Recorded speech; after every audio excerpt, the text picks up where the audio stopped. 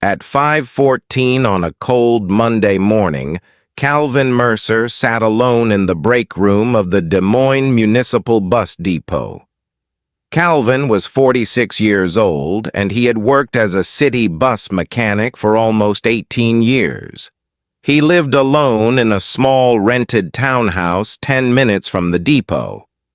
Most mornings, he arrived before sunrise with a packed lunch, a travel mug, and the same quiet promise that he would not fall behind. On the table beside his unopened lunch container was a printed practice test report, 68%.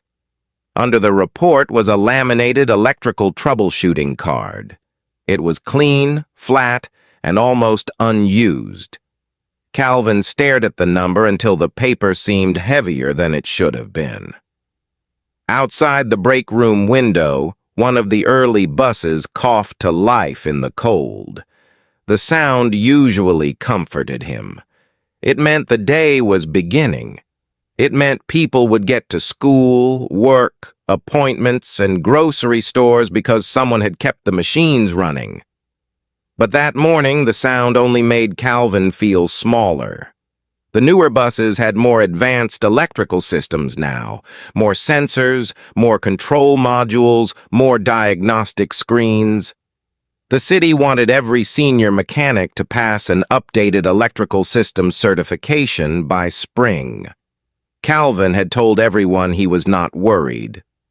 "Just another test," he had said when his supervisor mentioned it. He had even smiled, but the smile had stayed at work. It did not follow him home. At night after dinner, Calvin sat at his kitchen table with printed study sheets and a cup of reheated coffee. He underlined diagrams. He watched training videos. He took practice tests on his old laptop. Each time he hoped the score would prove that he was still sharp. Each time the number made him feel older. 71, 69, 66. Now 68. Calvin folded the corner of the report, then smoothed it flat again. He did not want the younger mechanics to see it when they came in. Luis Ramirez, a 28-year-old mechanic who had joined the depot the year before, always arrived around 5:30. Luis learned fast. He asked questions without shame. He moved through diagnostic screens like he had been born with one in his hand. Calvin respected him. He also feared him a little. Not because Luis was unkind, he was not. He was polite, hard-working, and careful. But Luis reminded Calvin of something he did not want to say out loud. The job was changing, and Calvin was not sure he was changing fast enough with it. He slid the test report into his lunch bag before anyone walked in. Then he picked up the laminated troubleshooting card. It showed simple steps for checking electrical faults: power source, ground, fuse, signal, connector, module. Calvin had been given the card at a training session 2 months earlier. The instructor had said, "Use this when you feel stuck. It keeps you from guessing." Calvin had nodded that day, but he had barely used it. The card felt like help, and help felt too close to weakness. At 5:31, Luis opened the break room door. "Morning, Cal," he said. "Morning." Luis poured coffee into a paper cup and nodded toward the window. "Cold one today." "Cold enough." "You ready for that certification?" Calvin looked into his travel mug. "Getting there," he said. The words came out steady. Inside, they did not feel steady at all. That morning, Calvin was assigned to Bus 214, an older vehicle with a door sensor problem. He knew that system well. He fixed it in less than an hour. The work felt good in his hands. A stuck switch, a loose connector, a simple test light, real things, no score, no screen judging him. By mid-morning, he had changed a belt, checked a coolant leak, and helped a driver report a brake warning light. He felt almost normal. Then his supervisor, Marla Jenkins, called him over to Bay 3. Marla was in her early 50s, short, direct, and fair. She had worked around buses long enough to know when a mechanic was confident and when he was only acting confident. "We've got a charging issue on 308, she said. "Intermittent warning. Can you look at it before noon?" "Sure," Calvin said. Bus 308 was one of the newer models. Calvin climbed into the driver's seat and connected the diagnostic tablet. The screen loaded slowly. Codes appeared in a list. He read them once, then again. Voltage irregularity, sensor communication fault, possible ground issue. He felt his chest tighten. He knew the steps, at least he thought he did, but the test report from that morning returned in his mind. 68%. He heard the number like a voice. He reached for memory instead of the troubleshooting card. He checked one connector, then another. He cleared the code and ran the system again. The warning disappeared for a moment. Calvin felt relief. Then the warning returned. Luis walked by the bay. "Need a hand?" Calvin shook his head too quickly. "I've got it." Luis nodded and kept walking. Calvin spent another 40 minutes chasing the fault. He checked the wrong branch of the system twice. He replaced a small part that did not need replacing. By the time Marla came back, bus 308 was still not ready. She looked at the open panel, the tablet, and Calvin's face. "Where are we?" "Still tracing it," Calvin said. Marla did not sound angry. That made it worse. "Route needs this bus by 1, she said. "Bring Luis in if you need another set of eyes." Calvin nodded, but his throat felt tight. Luis came over 5 minutes later. He studied the screen, then looked at the connector Calvin had skipped. "Could be ground side," Luis said. "Did you check G14? Calvin stared at the diagram. G14. It was on the troubleshooting card, the clean card in his locker, the card he had not wanted to use. They checked the ground point together. It was loose and slightly corroded.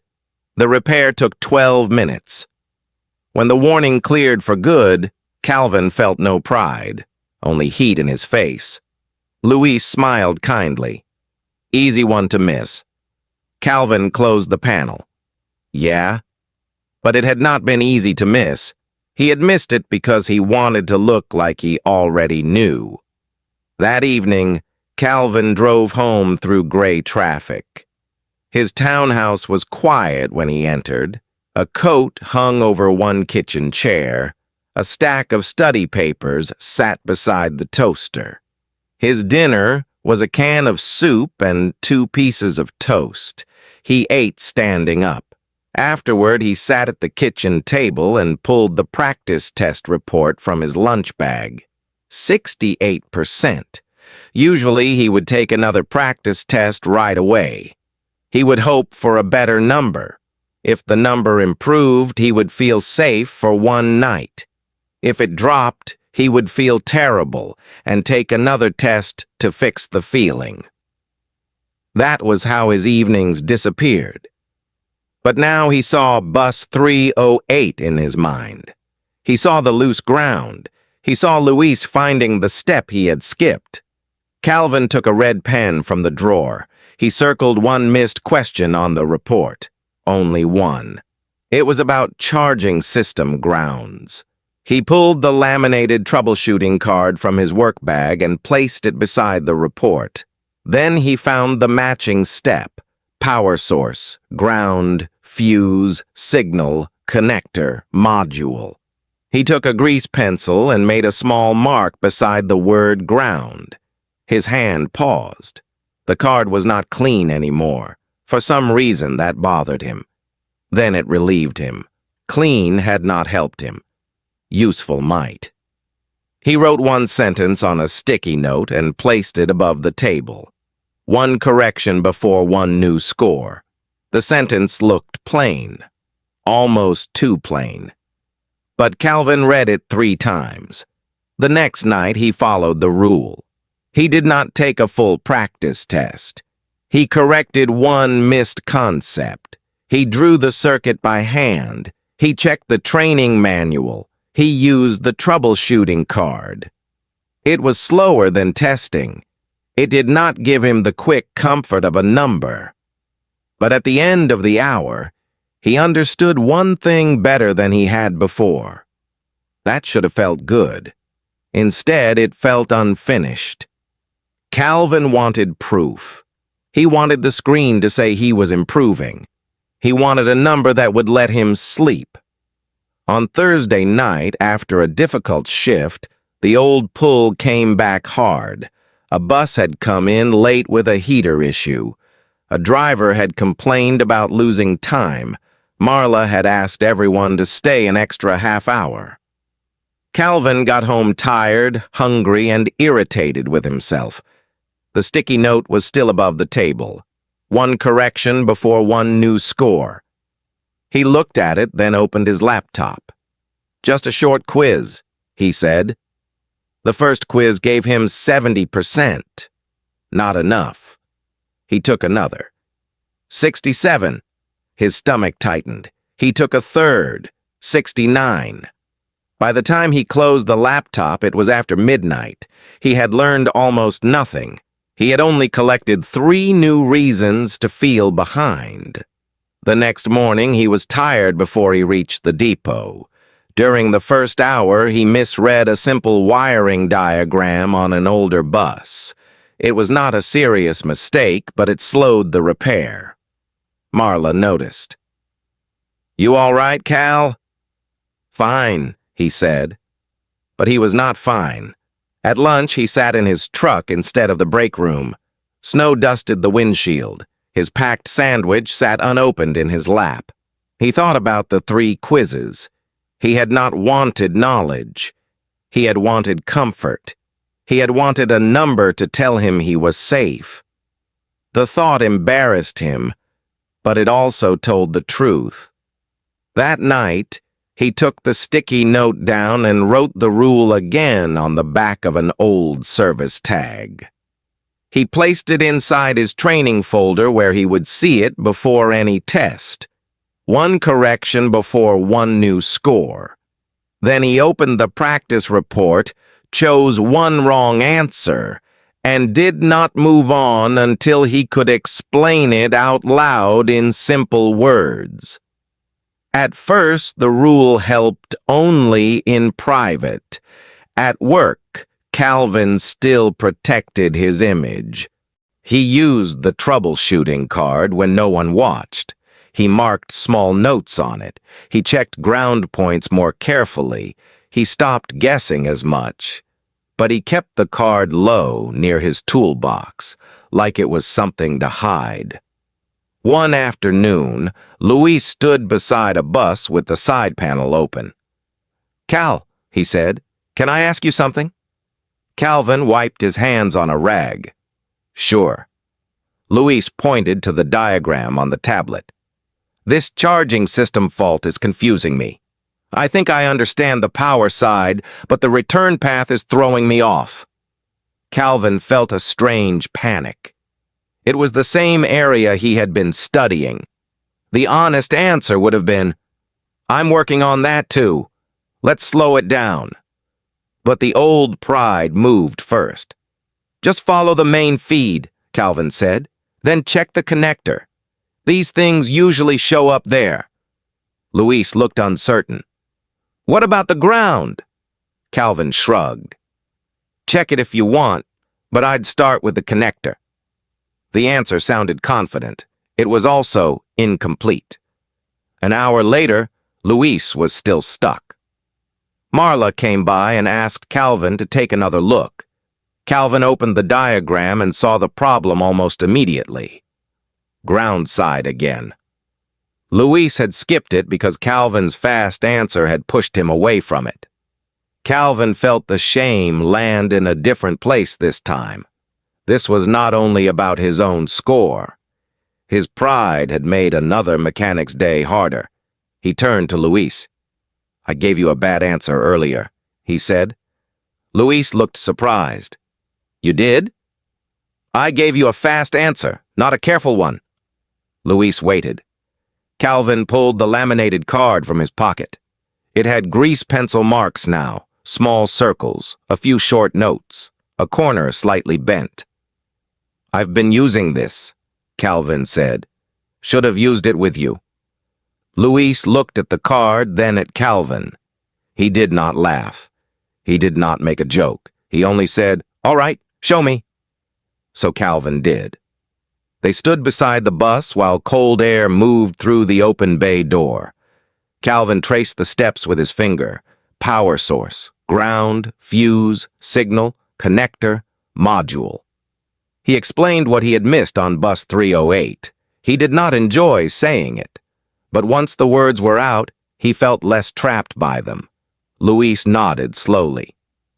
"So the scorecard thing from training actually helps?" Calvin gave a small, tired smile. "If you don't treat it like an insult." Luis smiled back. "Good to know." That sentence stayed with Calvin. If you don't treat it like an insult. That was what he had been doing with every score, every missed question, every correction, every card, every tool that showed him a weak place. He had treated feedback like an insult. The next week, the weather turned colder. Snow hardened along the edges of the depot lot. Mechanics came in with red hands and wet boots. Drivers complained about heaters, doors, and late starts. Calvin kept following the rule. Some nights he still wanted to test first. Some mornings he still wanted a better number more than a better understanding. But he began to notice small changes. He could read diagrams with less panic. He caught himself before guessing. He asked Luis to read a connector label out loud when his eyes were tired. He wrote short notes on the troubleshooting card instead of pretending he would remember everything. The card became less clean each day. A mark near ground, a circle near signal, a small arrow beside module, a grease smudge near the bottom. It looked worn now. It looked like work. Then the real test came on a freezing Wednesday morning. At 6:08, bus 322 failed in Bay 2. It was one of the newer buses, and it was scheduled for a school route. The driver was already waiting with her coat zipped to her chin. Marla stood near the front, holding a clipboard. "What have we got?" Calvin asked. "Electrical fault," Marla said. "Warning light came on, then the door control froze. Route leaves in 22 minutes. Luis was beside the open panel with the diagnostic tablet. "I pulled the codes," he said. "Communication fault and low voltage signal." Calvin felt the old fear rise. A newer bus, a time limit, Luis watching, Marla waiting, a driver depending on the repair. The old Calvin wanted to move fast. He wanted to look sure. He wanted to touch tools and speak with confidence and hope the answer arrived before anyone noticed his fear. His hand almost moved toward the connector first. Then he stopped. The pause was small, but everyone saw it. Calvin reached into his shirt pocket and took out the laminated troubleshooting card. Marla looked at it. Luis looked at it too. Calvin felt heat in his face, but he kept the card in his hand. "I need to check one step carefully," he said. His voice was calm, but it cost him something to say it. Marla nodded. "Do it." Calvin turned to Luis. "Read me the power source first." Luis read the line from the diagram. Calvin checked it. "Now ground." Luis read the ground point. Calvin followed the wire with his eyes, then with his hand. The panel was tight. His fingers were cold. He wanted to rush. He did not. The first ground looked clean. The second did not. He asked Luis to hold the light steady. There was a loose connection behind a bracket, partly hidden by a wire cover. It was not dramatic. It was not a huge failure. It was a small weak point in the exact area Calvin had been avoiding for weeks. He cleaned it, tightened it, checked the reading again. The warning cleared. They tested the door control twice. It worked. The driver looked at the clock. "Can I take it?" Marla looked at Calvin. Calvin nodded. "Yes, but I want it checked again when it gets back." Marla smiled slightly. "Fair." The bus pulled out 6 minutes late, but it pulled out safely. Luis closed the panel and looked at Calvin's card. "That was the same kind of fault," he said. Calvin wiped his hands slowly. "Yeah," he said. "Same weak spot." He waited for shame to come. It came, but not as strongly. Something else came with it. Usefulness. The mistake had not disappeared. It had returned as a lesson he could actually use. That evening, Calvin went home with tired knees and cold hands. His townhouse was quiet. He warmed leftover chili, sat at the kitchen table, and opened his laptop. A final practice test waited on the screen. For several seconds, he wanted to take it. He wanted to know. He wanted the number. Maybe the repair that morning meant he was ready. Maybe he would get 80 this time. Maybe the score would finally tell him he was not falling behind. His hand rested on the mouse. Then he looked at the laminated troubleshooting card beside his bowl. It was marked and smudged now. The clean shine was gone. The card had become part of the work. Calvin closed the laptop. Not forever. Just for that night. He took out a sheet of paper and wrote the morning's correction in his own words. When voltage looks confusing, check the return path before guessing.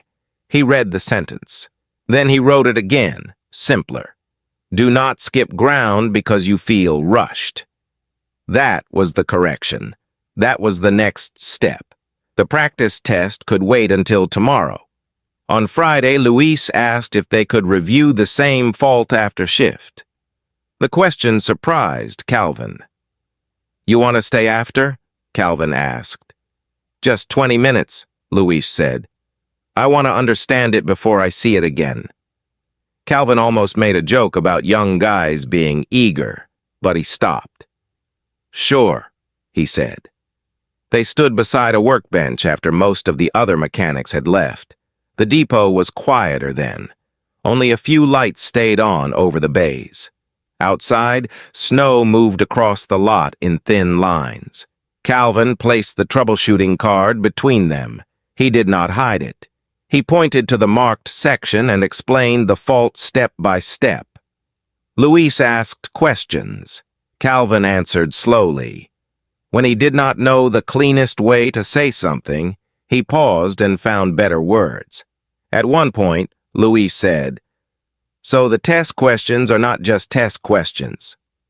Calvin looked at the card. No, he said, they're warnings.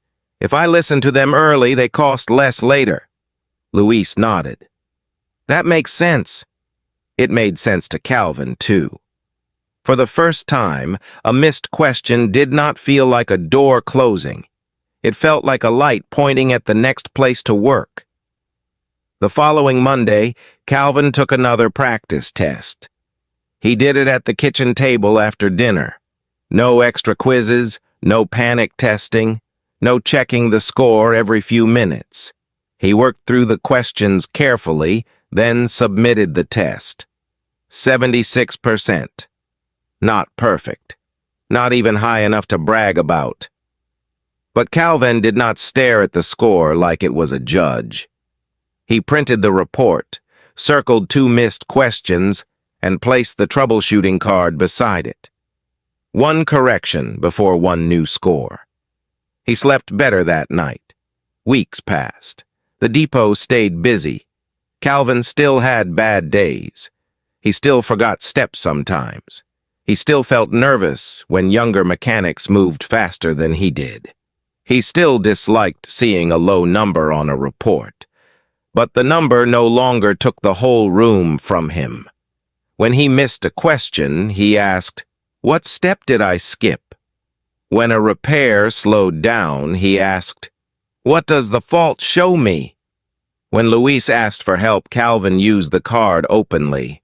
One morning, Marla stopped beside his toolbox. "Luis says you've been helping him with electrical review," she said. Calvin tightened a socket wrench and shrugged. "Some." "He also says you explain it better than the training videos." Calvin laughed quietly. "That may be the nicest insult I've heard." Marla smiled. "Not an insult." Then she looked at the card in his pocket.